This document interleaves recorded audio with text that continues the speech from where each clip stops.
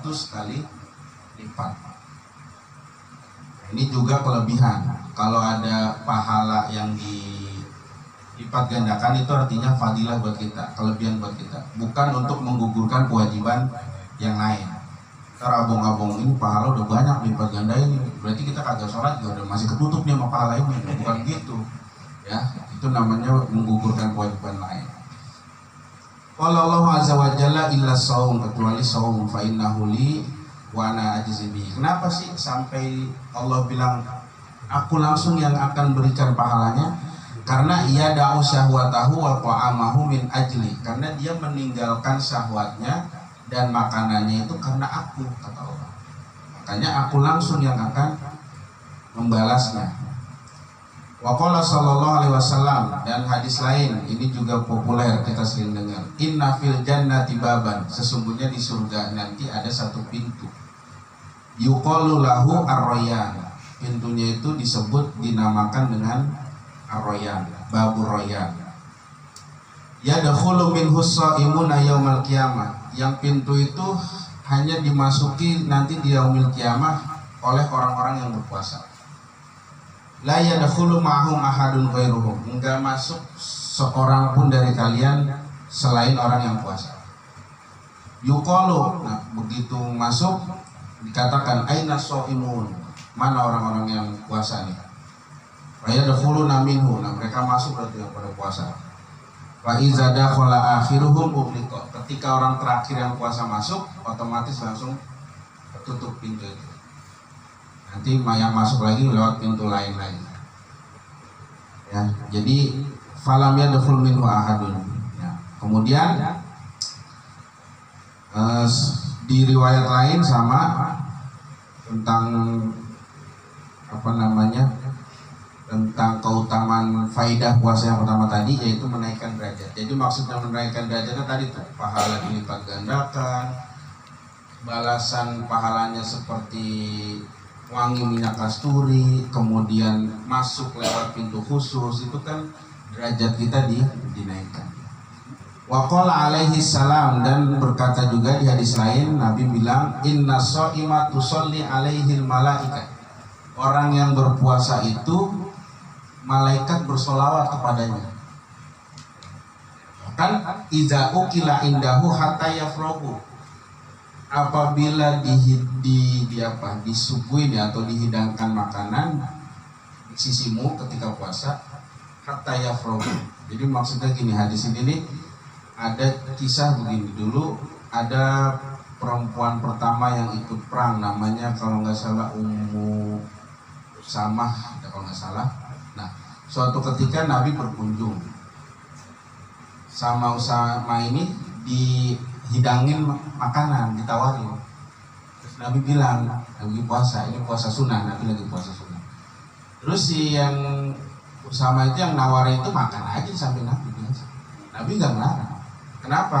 Karena kalau kita lihat di sini, ketika kita puasa, ada orang makan di depan kita atau samping kita, itu malaikat bersolawat kepada kita sampai orang yang makan itu selesai, sampai habis makannya. Hatta yafrogu itu maksudnya sampai orang itu selesai makan itu, malaikat bersolawat kepada kita. Malaikat kalau bersolawat kepada Nabi itu artinya bersolawat, memohon solawat seperti kita. Kalau artinya solawat kepada kita itu maksudnya cuma dua, artinya malaikat itu mendoakan kita sama memohonkan ampun kepada Allah. Nah, ini makanya dulu saya sering guyon teman-teman yang sering sweeping warteg bulan Ramadan. Ngapain sweeping? Kalau mau ente makan di warteg samping dia, itu malaikat kan bersolawat sama kita. Ya kan ya? Jadi nggak usah, biarin aja. Atau saya bercanda gitu. Ini kalau tahu hadis ini mungkin nggak ada sweeping warteg lagi. Ya, yang ada ditemenin ini udah ente makan tuh. Malaikat sholat yang main sampai dia selesai makan ya. Nambah makanya. nambah biar tambah banyak sholawat kan. Belum habis. Nah, amma taftihu abwabil jannah, adapun maksud pintu surga tertutup, fa ibaratuna, ini satu ibarat. Kenapa? Antaksiri ta'at, agar kita memperbanyak ketaatan. Kan kalau pintu surga udah kebuka terus tapi kitanya gak ngapa-ngapain kan gak masuk juga.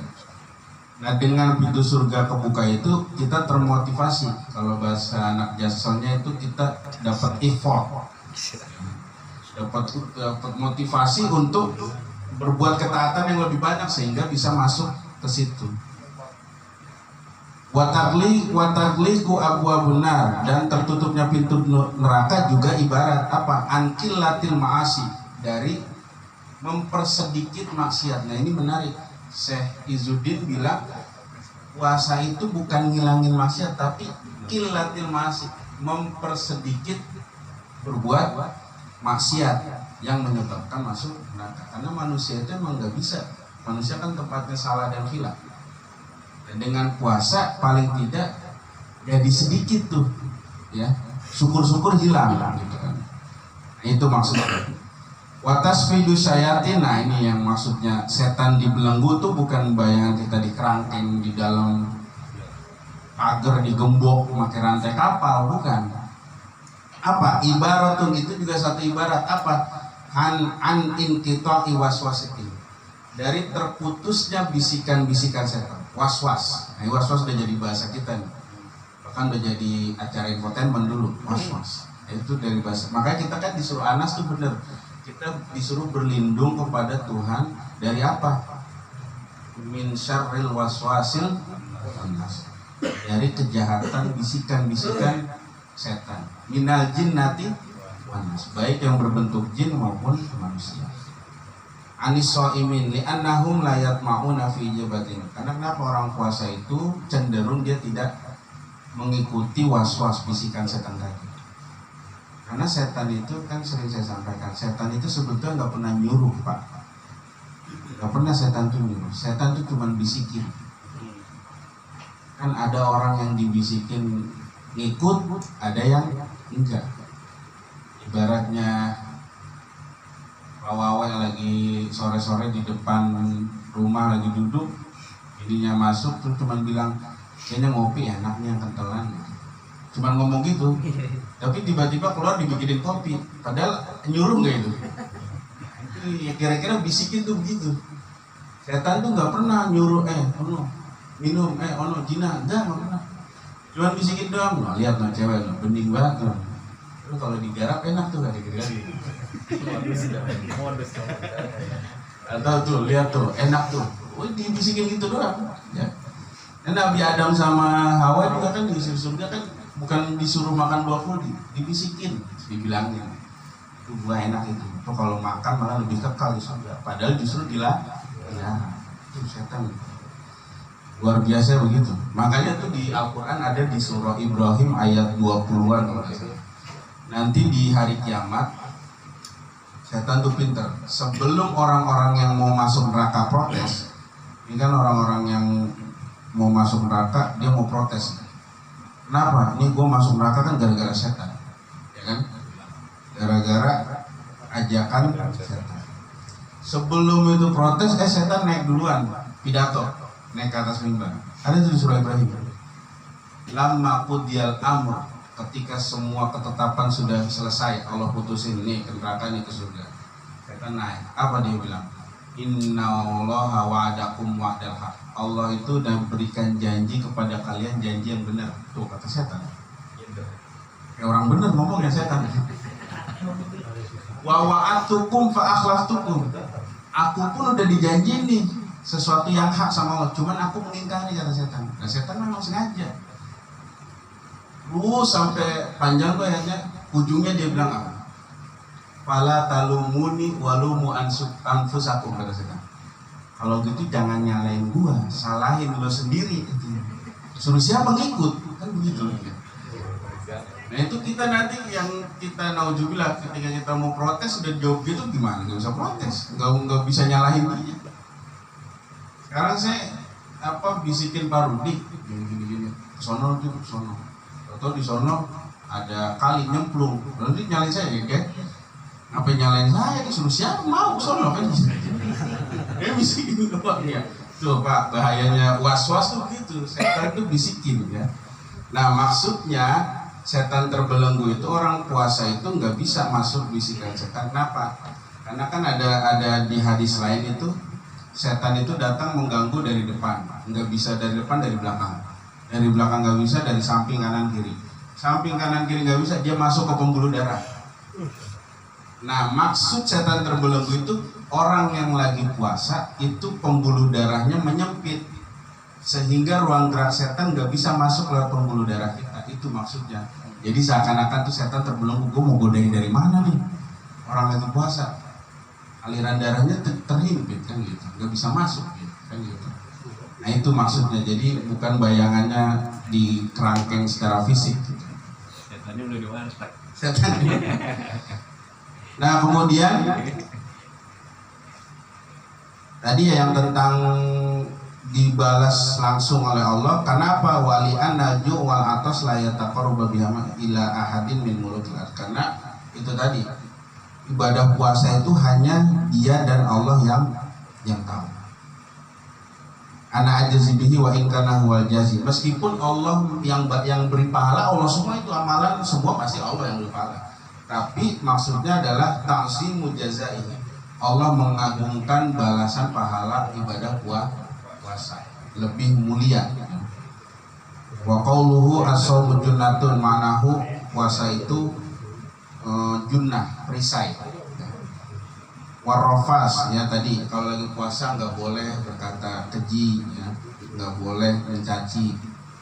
Katakan, nah falyakul ini soim tadi itu maksudnya kalau lagi begitu puasa ada yang ngajakin berantem atau apa, katakan dalam hati saya ini lagi puasa. Itu maksudnya apa? Annahu yuzakiru nafsahu bisawm, buat ngingetin dirinya bahwa dia lagi puasa, jangan sampai rusak pahala puasa.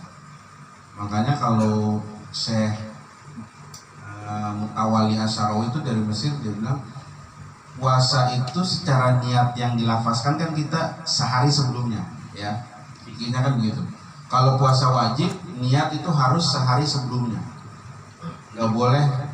Sebetulnya kita disuguhkan di TV itu niat puasa biasa pas sahur, jadi orang taunya sahur baru niat, padahal sebenarnya kalau puasa wajib harus malam sebelumnya. Kalau mazhab Maliki ada yang langsung niatnya 1 bulan penuh, tapi kalau di kita mazhab Syafi'i per hari semalam. Makanya biasanya kalau yang ikut tarawih jamaah pasti itu nggak ketinggalan niatnya, karena dibaca itu soma godin anadai fardhi syahri ramadan hadhihi sanati dilailah. Kadang-kadang yang lagi nggak kedapatan jamaah tarawihnya sendiri lupa tuh baca Pak ya, karena itu wajib.